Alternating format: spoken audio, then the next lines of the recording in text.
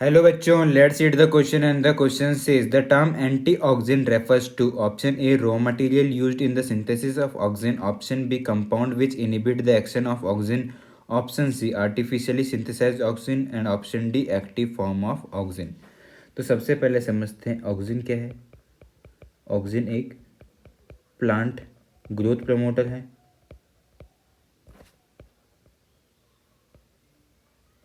तो प्लांट की ग्रोथ को प्रमोट करता है हमारा ऑक्सीजन। तो जो क्वेश्चन में हमें मेंशन्ड है एंटीऑक्सीडेंट, तो एंटीऑक्सीडेंट क्या होगा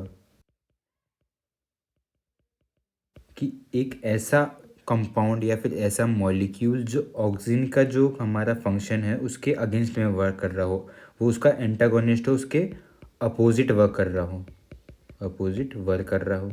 लाइक हमारा जो ऑक्सीजन है वो प्लांट की ग्रोथ के अंदर प्रमोशन करवा रहा है, तो एंटीऑक्सीडेंट क्या करेगा, उसी ग्रोथ को वो रिड्यूस करने की ट्राई करेगा। तो एंटीऑक्सीडेंट क्या करेगा, it will oppose the work of oxygen.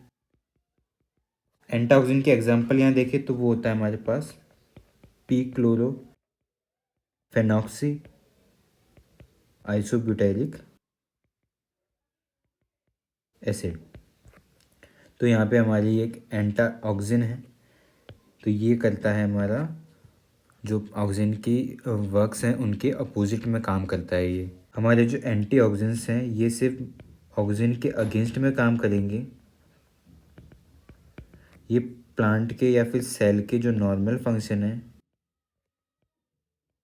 उनसे इंटरफेयर नहीं करेंगे,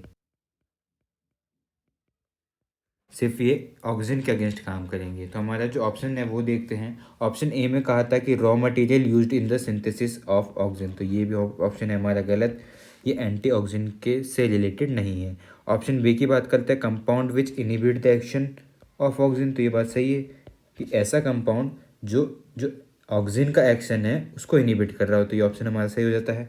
सी की बात करते हैं आर्टिफिशियली सिंथेसाइज ऑक्सीजन, तो ये ऑप्शन हमारा गलत है।